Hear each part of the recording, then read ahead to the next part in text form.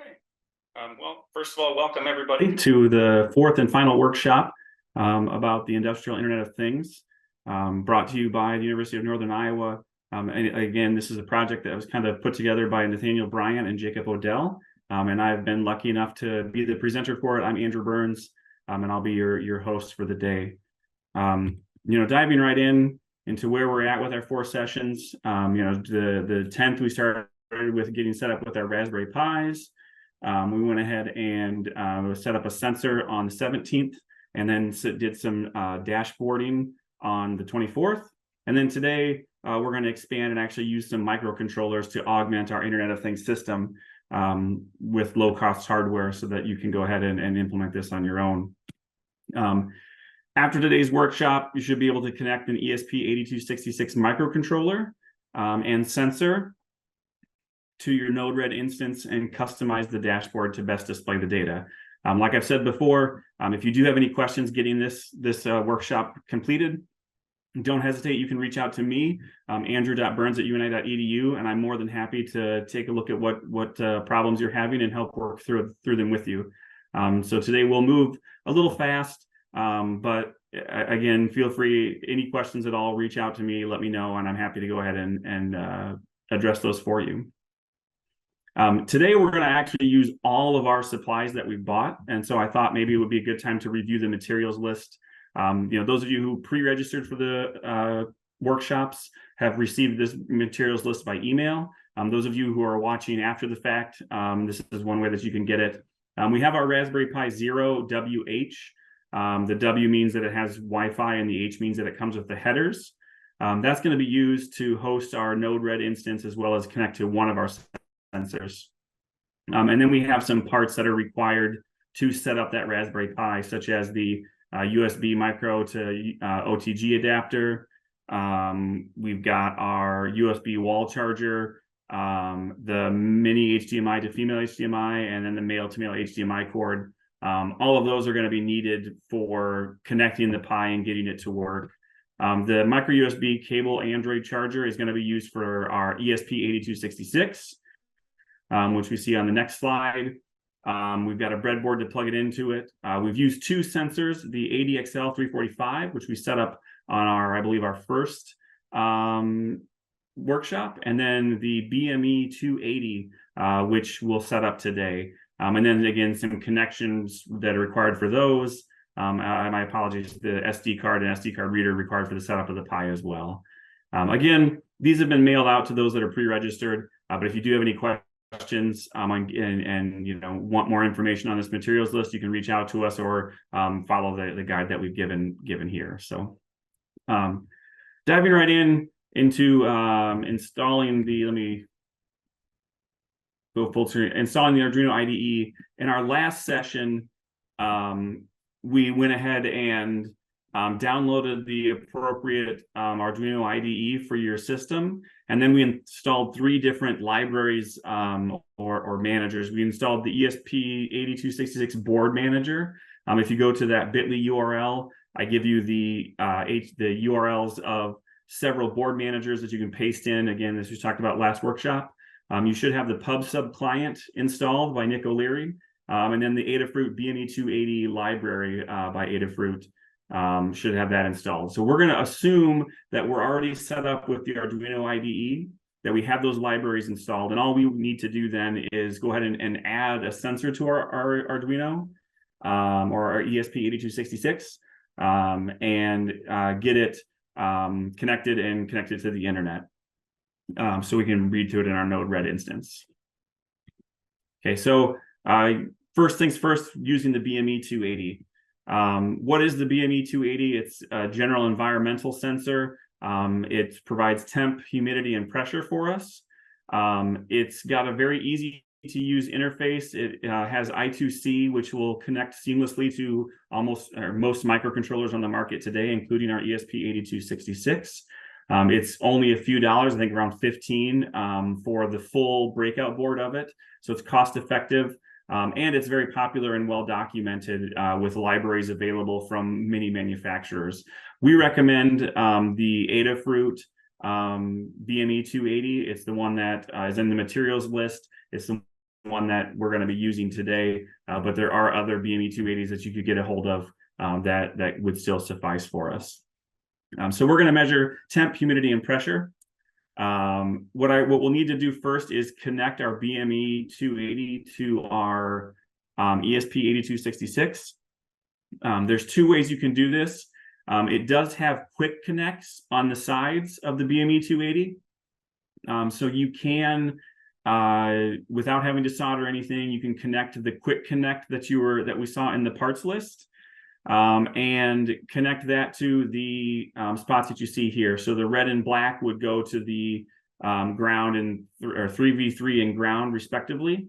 And then we'll connect the SDI or blue wire to D2 and the SCK or yellow wire to D1 on our ESP8266.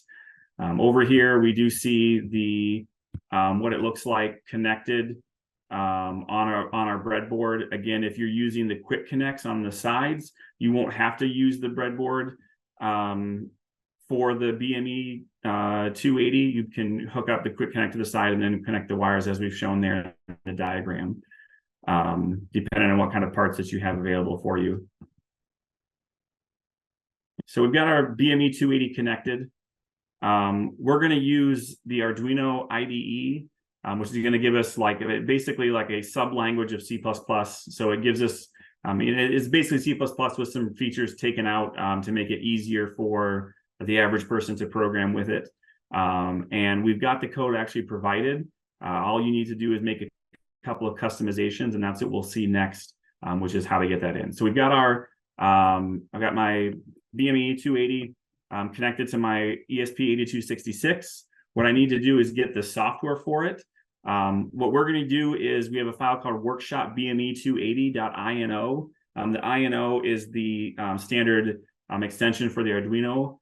You can download the file or paste it into a new, if you go to the URL there, bit.ly day4-file1, it'll take you to this page. You can cut, copy, and paste that code into the Arduino IDE when you open up. And then when you go to save it, we chose to save it as Workshop BME 280.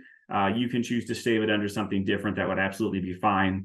But we're going to take the code from the bit.ly day4-file1, cut it out or copy it and paste it into our Arduino IDE. Okay. Now this is already going to be set up for most of what we need. We just have to make a couple of customizations. And if you have any questions on this, feel free to post in the chat as well, and I'll be monitoring that throughout the presentation. So if you need me to stop, help debug a step, or go back, just let me know.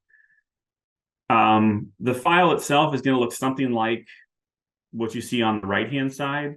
That's obviously a lot of code compared to the little code that we've written so far. The key thing I'll remind everybody though is that you don't have to actually modify or even fully understand what the entire program is doing in terms of C++. You just have to understand what it's doing in terms of our sensors. And what it's doing is starting up our ESP8266, connecting it to our Wi-Fi, reading sensor values from the BME 280, and then sending those to our MQTT broker so that we can process that information later. So up at the top, there's actually five sections or five pieces, that we'll need to modify. We'll have to put our Wi-Fi name or SSID. We'll put the Wi-Fi password that we have, the client ID, the MQTT server IP address, and then the test topic that we're going to be using. Two of those we've gone ahead and filled out for you. So in particular, we've included the client ID as BME 280. Now this does have to be unique. And so if you have multiple BME 280s or you want to set this up in multiple places, you'll have to make the client IDs unique. You could do something such as BME 280_1_2, etc. For our purposes, we only have the one, so we're going to leave it at BME 280. We've also filled out the test topic to be Workshop BME 280. You can name this anything you want. It's just when we go to subscribe to the MQTT broker, this is going to be the topic label that we're gonna need to add. So all we have to do is add the SSID or the name of a wireless network, Workshop Wi-Fi in this case. Again, yours is going to be different. We can put the password for our Wi-Fi, Workshop 2024, typo there, Workshop. 2024 is what we have our wireless network set up as. Again, yours is going to be different. Set it up with whatever password you have. And then the MQTT server. This is going to be the same IP address of the Node-RED instance that we access through the web interface or that we SSH into. In my case, it's 192.168.0.136. Yours is almost surely going to be different. But again, it's the, if I were to, it's the same IP address that we go to for the Node-RED instance or to SSH into it. Okay. Any questions so far on getting that code customized for your own setup?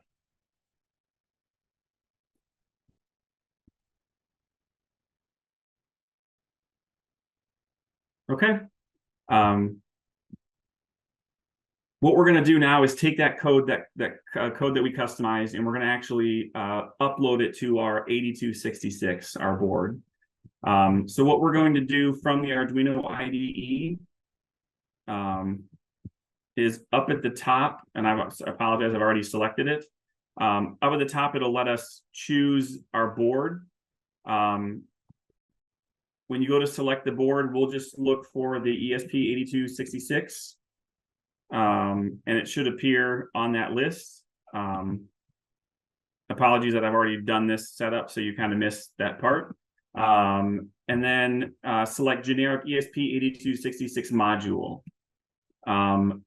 If you click on the, when you have to select what port it's connected to, if you're in Windows, it'll be almost surely a COM something, COM X. Where X is something other than 1. So usually COM1 is used for another device. You may see COM3, COM4, COM7, whatever. It's probably going to be that one, not the COM1, but the COM other one. An easy way to double check, you'll notice if I show mine here, I've got 2. Now I'm running Linux, so my device names are a little different. But I can take a look and see that it has 2 boards recognized, TTY S4 and TTY USB 0. I can then unplug my ESP8266. And when I go back on this list, I see that the USB 0 no longer appears. So the name for this one was USB 0. You can do a similar thing. I plugged it back in, boom, and then there it is under USB 0. You can do a similar thing with your COM port to get it to set up like you need to see it. If you do plug it in and nothing shows up, try a different USB cord or a different USB port on the PC. Double check the wiring of the sensor. In fact, if you want to disconnect the sensor entirely, that would be fine. The board itself should still be recognized. So if you're worried that it's a wiring issue, disconnect the wires, try it again. There is a known issue with some driver troubles. If you happen to be under that category, so if you can't get the device to show up under COM something, even when you unplug it and try different cables and everything, it's very likely that you have the driver issue. Reach out to me. I'm happy to debug that with you, walk you through the steps. It's not the easiest of processes, but it's something that we can get done for sure so that you can follow along. So it'll bring you to a screen like what we see here to the right. Once you've selected the board, the COM, for our purposes, COM3. In the board list, search for ESP8266 and scroll down until you see the generic ESP8266 module is the one that you want that you will be looking for. On the right-hand side, it should already be selected, but make sure that COM3 or whatever your COM is selected, and then go ahead and say OK for it. Again, if on mine, I came over here, ESP8266. My search feature is having some trouble because it's already been set up. But I would go ahead and click on this ESP8266. I'd click on my whatever the device is that I want, and I can say okay to that. And then it goes ahead and maps it. You notice it's telling me, yes, we're connected to it, ready to go. Bottom right corner, you'll also see generic ESP8266 module on COM3 on dev TTY USB 0. Whatever operating system you have, it'll show you that you're connected to that port if you've done it correctly. Then what we're going to do is we're going to upload the code to the board. We're going to press this arrow, which even though it points not up but to the side, is actually the upload button. So we're going to press that, which is going to issue the command to upload it. Then it's going to compile it, link it, and actually upload it. So you'll notice here, you'll see messages like this. This is information about the code that it built. And then it's go ahead and sends it to the memory of the ESP8266 so that that's the program that's going to be running anytime it's connected. Once I've uploaded the code to the ESP8266, there's no reason for me to have to leave it powered on by a computer USB port. I could plug it into my wall adapter, for instance, and it's still going to work. I'm not going to see the serial output that we'll show in just a moment. But if I'm deploying this in the Foundry, for instance, I don't need to have this connected to a computer. I just need to have this connected to a USB power source, and it'll run the code that I've uploaded to it automatically. So let's verify that everything's working like we expect. To do that, when it's connected to the computer, we can take a look at the serial monitor. The information that the serial monitor is displaying is basically debug information that we're going to use during the setup phase. But then once we've actually got everything configured and working correctly, we won't have to monitor the serial port anymore because it will be publishing to our MQTT broker automatically. So I'm going to go ahead and in my Arduino IDE, in the upper right-hand corner, there's a little magnifying glass. And when I hover over it, it tells me that that's the serial monitor. I'm going to select that. Underneath the baud rate, I'm going to select 115/200. And then I wait. And every 5 seconds, boom, it should publish information. So right now I'm at a 52.24% humidity, 24.95 degrees Celsius with 985.52 HPA for my pressure pascals, I assume. And then it's telling me sent, meaning that it actually has sent that information to the broker and been received correctly. If you don't see data on the serial port, take a look at, if you don't see the full set of data under the serial monitor, there's a couple things that could be happening. If it's just showing you the seconds, so it's going 1, 2, 3, 4 and counting, it means that it's not connecting to the Wi-Fi correctly. Take a look at that and make sure that that is set up correctly, like you have the correct SSID and Wi-Fi password, and that's usually just the supported protocol. If the console is moving too fast and it's errors and stuff, make sure that you wired it correctly. And if you're getting just gibberish like I did initially, make sure that your baud rate is set correctly. The baud rate is the speed that it's trying to transmit and receive data, exchange data. If you don't have the same speeds on both ends, your message gets garbled because one person is listening at a different rate than the other person is talking. So you just want to make sure that those are lined up correctly. Let me know. Again, shoot me an email, andrew.burns@uni.edu if you're having any more trouble with this Arduino code, getting it to run. Ideally, we would be at a point now where you would have it showing the temperature, pressure, humidity, and then the message sent.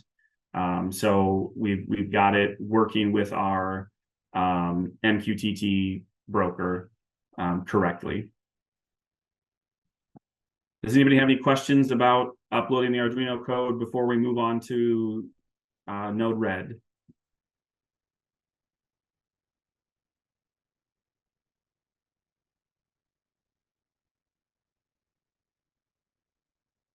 Okay. I'm going to close the Arduino IDE.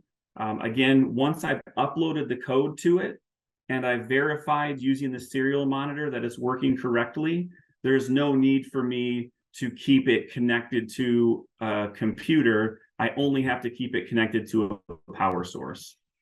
So I'm going to go ahead and close my Arduino IDE. I can switch my cable with just to a power source, and everything should still be operating the same way, even though I'm not connected to a computer anymore. Again, this mimics the deployment you might see yourself, in that you have this low-cost sensor. You don't have to put a full-blown computer everywhere you want to sensor. You can use one of these little microcontrollers and just connect it to power.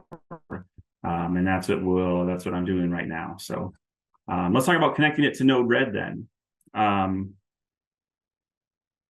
If you haven't, go ahead and start your Raspberry Pi 0, and then start Node-RED if it isn't running already. If you still have it running from a previous workshop, that's fine. It's probably still going.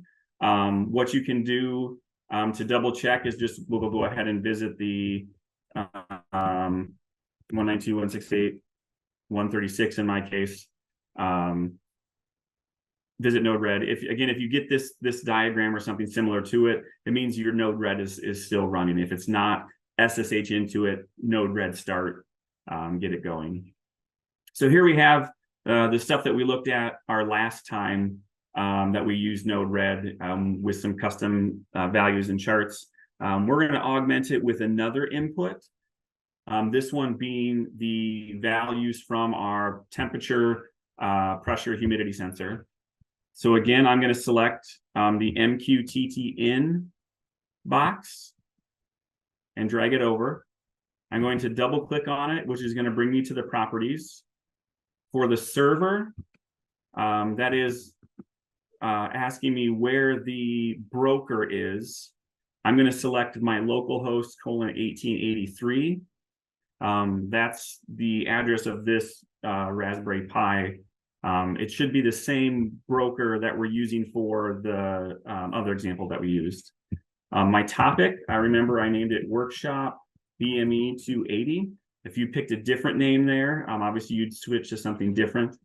And then I'm going to say done. And then I'm going to drag a debug statement. And I'll name this BME raw.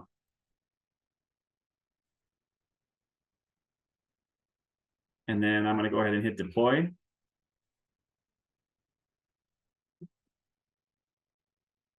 And then if I look on the right-hand side, sorry,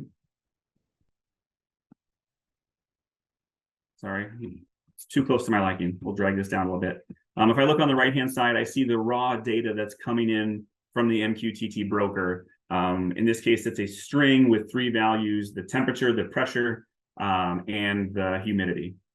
Okay. Now, this is a string value. It's a sequence of characters. I can't perform mathematical operations on it. It's not a number. It's a string. I can't use conditionals to decide if something's within spec or outside of spec. So what I want to do is actually take this value and I'm going to convert it into 3 number values, one for temperature, pressure, and humidity. And then from there, I can actually make meaningful decisions and meaningful stages with that. In the previous time, we used the the change block to modify the message and pull out the X value from the X, Y, and Z axes of our accelerometer. So that's one way that you can do it, is by using the change block. For our purposes, we're going to try it a little different. So you see several different ways to do it. We're going to actually make a function. The function is going to be a JavaScript function that's going to be given the message in a variable called MSG. We can go ahead and manipulate and modify that however we see fit, and then output a new data or a new message. So I'm going to drag my function block in here.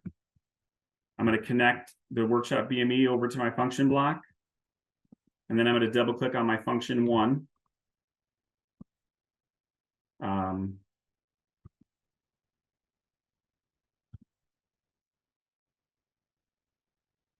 going to name this one to float.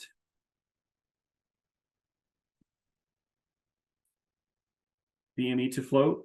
And what I'm going to do is say, I'm going to make a variable MSG, which is going to be empty. And then I'm going to make a, sorry, not MSG. Already got that one. Our buffer, payload.split. Is at this point in time that I realize I don't know how to, let's see if I can, there we go. So what I'm going to do with the buffer is actually tell it to take the string and break it up into, in our case, 3 different components. But basically, anytime it sees a comma and a space, it will say, okay, that's a token. Let's go ahead and pull that piece out and save it in an array, as we'll see. So this is going to have an array with the string 2509, the string 98541.52, and the string 52.26, or whatever values I'm actually getting when I read it in.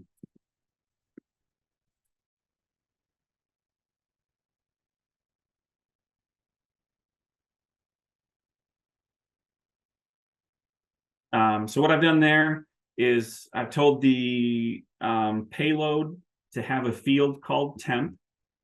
And that temp will be the first element, the element at buffer or at index 0 from buffer, parsed into a floating point, into a decimal number. Now, since it's an actual number, I can then perform mathematical operations on it. I can chart it better. I can look at conditionals. I'm going to do something very similar for the pressure.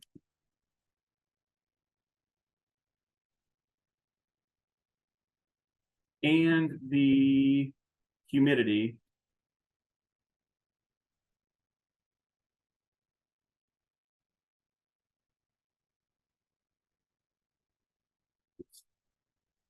And then I'm going to go ahead and return that new message now with 3 different pieces to it.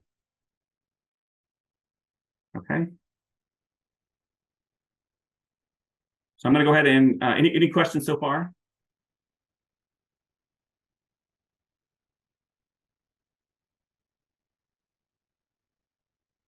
Okay. So I made my new BME to float. I'm going to make another debug box just so I can show every step of the way. I want to see this. This is no longer BME raw. This is now BME parsed. I'm going to disable that debug one, so I only have one thing showing on the messages. And I'm going to go ahead and deploy that. And let's clear our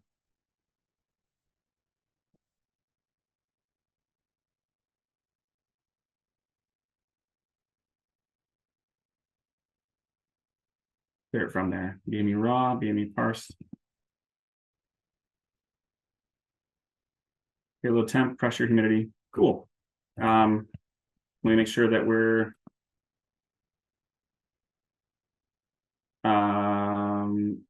all of this stuff is contained in the slides as well, which I'll distribute. So the code that we had to write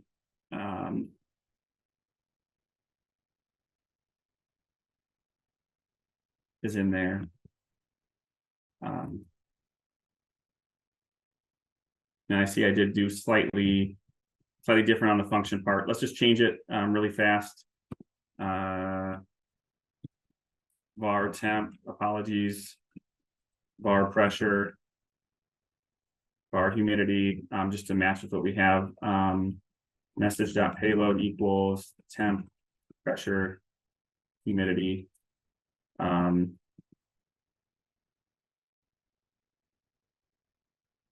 Redeploy. Here's the one. There we go. That looks better. Now it's actually displaying as a as a JSON dictionary or a record, showing me the temperature, the pressure, and the humidity. I'm going to pull that code back up just to see the difference. I added them this way: temp, pressure, humidity to the message.payload. Now it treats it as, you can tell, like the formatting style is now different. It's now blue instead of red. It's a number instead of a string for temp, pressure, and humidity. So that was step one. Now, I still don't have a clean way to graph that. It'd be great if I could say, take those three fields of the same object and break them out into three different values. Again, we saw in the previous talk that you could use like the change block, or we're going to go ahead and use a function block for us because we've done that before. So that was BME to float, and this is going to be float to, let's go BME divider. Pull a splitter. So it's going to be given the message from the previous function, which is going to have temp, pressure, and humidity together as the three elements of a single payload. What I'm going to do is create three different messages, each with only one payload, one with the payload of the temp, one with the pressure, one with the humidity. And then I'm going to connect my graphs to it and be able to see what they're viewing. So I'm going to make message. Again, this code is contained inside of the slides.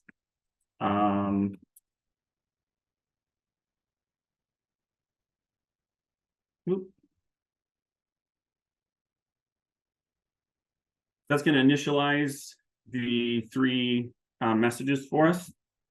Excuse me. Message one payload is going to be the message.payload.temp. Message two's payload is going to be the original message's payload.pressure. And message three's payload is going to be the original payload's humidity. And then I'm going to return not a single message, but rather message one, message two, message three in an array.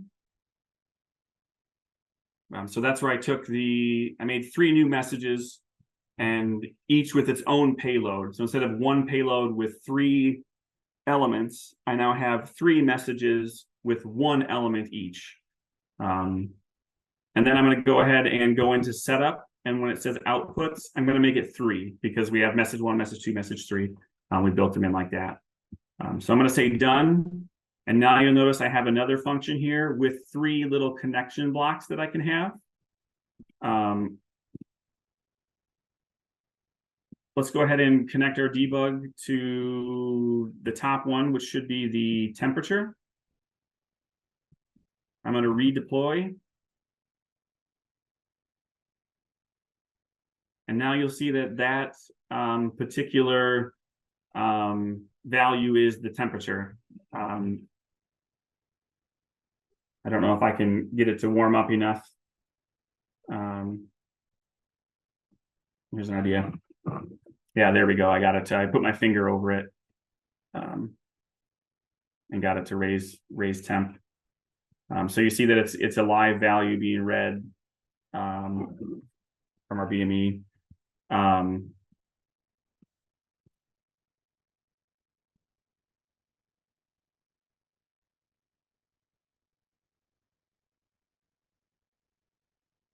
There's our pressure. And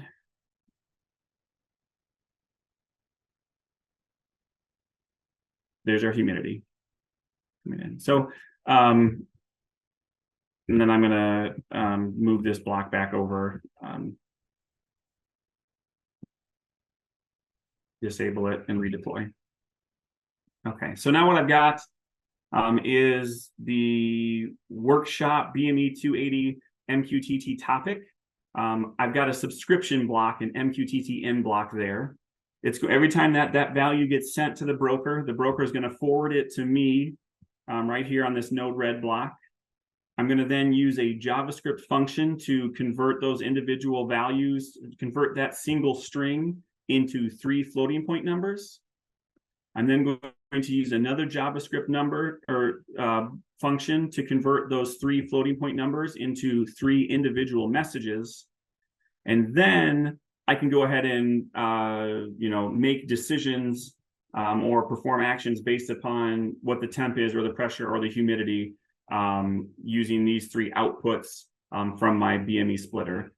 The one thing that we've seen it do is make our interactive dashboard. And so that's actually what I'm going to do here to finish it off is let's go ahead and make let's add 3 different graphs to our UI. 192.168.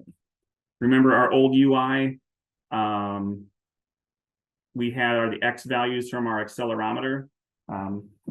If I flip it, so I moved it and sent the values up pretty high for my accelerometer. So that's reading in live data. Let's go ahead and add our other 3 things to our setup. There's a lot of different things that you can put on your dashboard. We're going to see again the chart, and we're going to add the gauge block, which we haven't seen so far. So let's start with the chart. This will be the temperature. I'm going to select the default home group.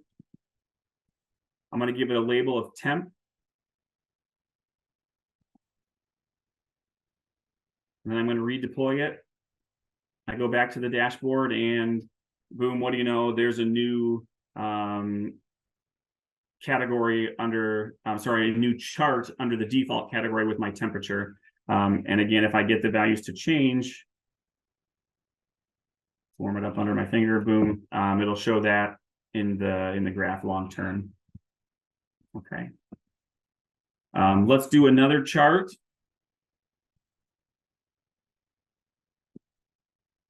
This will be for the pressure.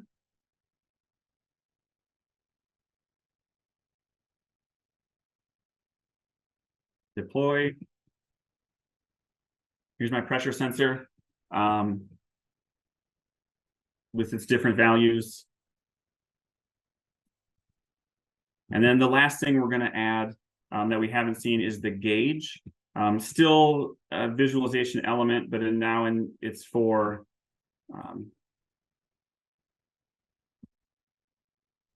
showing it instead of being a chart over time, it's a gauge with the current value as it sits.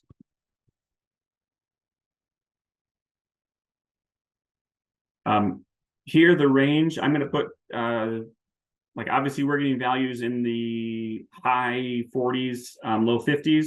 So I'm going to put the maximum value to something like 60. If I was in a more humid environment, that might need to change to fill it in. The color gradient is just there to help show what types of values are being displayed. So if I go take a look here, oops, forgot to deploy. There we go. I see my humidity. It reads it in. Now it didn't notice the temperature gradient. It shows it as orange because it's getting a high value. Whereas if I do something like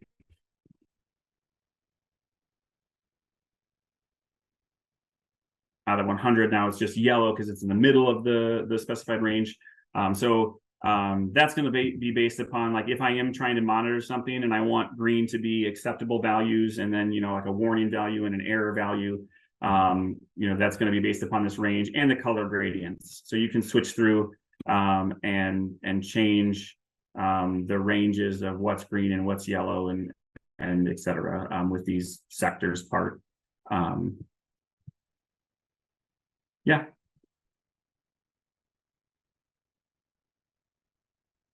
Any questions so far?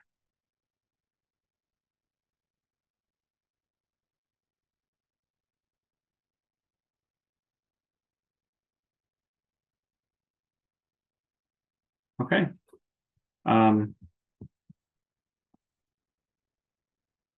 So I think that covers most of what we had in the pipeline. Again, the slides contain the same code that I wrote. And so you can step through it and get the same outputs that we're getting. As far as our achievements today, we moved pretty quickly. And I'll go back through and review everything that we did. So first of all, we connected our ESP8266 and our BME280 to Node-RED. Really, that was as we know, a two-step process. It was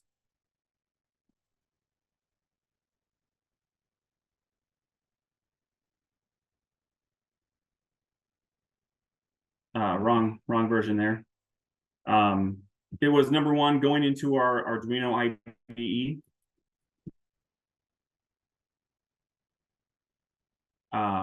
And putting in some code.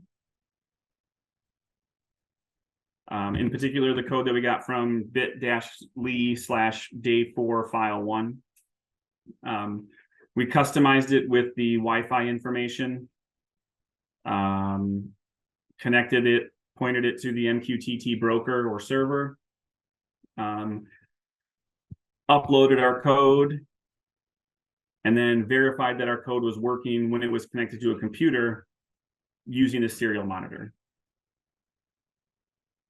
So that was the first piece of it. To get it to work with Node-RED was we had to, get a device to read it at all, which was our ESP8266, which is, I should have mentioned, the ESP8266 is a pretty common microcontroller that comes with Wi-Fi, or has Wi-Fi built in. And so if you're augmenting augmenting an existing system, and you want to add these microcontrollers and then read the values from them without having an incredible amount of overhead, an easy way to do that is with the 8266s, because they use standard Wi-Fi protocols.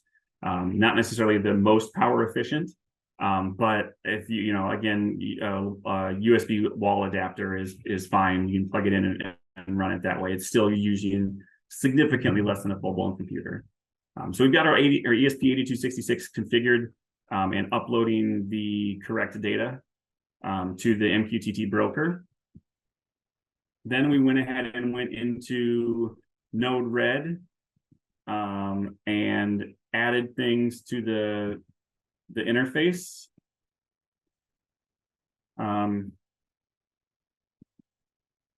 Initially, we took the raw value in a debug view. But again, ideally, we're not looking at this Node-RED flow graph to see what's going on in our system, because this is, there's a lot of pieces on here, a lot of transformations. What debug am I trying to look for? What does the value actually mean, et cetera. What we want to do is say the debug values are fine for debugging. But let's look for some other way to display the actual messages. And so we have a Node-RED dashboard. So we took the BME280 values, used a JavaScript function to convert them into floating point numbers. We then used a JavaScript function to split it into 3 separate messages. And then we used charts and gauges to take each one of those messages and display them to the end user.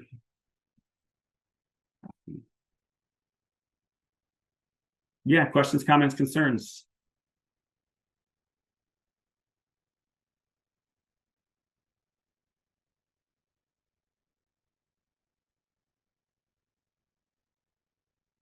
I will highlight again, if you have a question on this or any of the other workshops, andrew.burns@uni.edu. I'm more, like I can definitely help with the technical side of getting the hardware that you have configured and running correctly.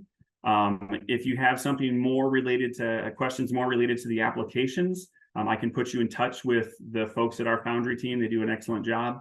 I can put you in touch with somebody. So if there's any questions that you have stemming from this workshop, we're more than happy to share the news about this and get more involvement. And we want to make sure that you're getting the configurations that you want. And so if you have any questions on the workshops, feel free to reach out to me, let me know, and we'll get you squared away and working. Other than that, I have nothing else, so I'll stick around for the rest of the time for another, say, 10 minutes if you do have any questions. Otherwise, thank you very much for participating on our workshop, and I look forward to hopefully getting to talk to you soon.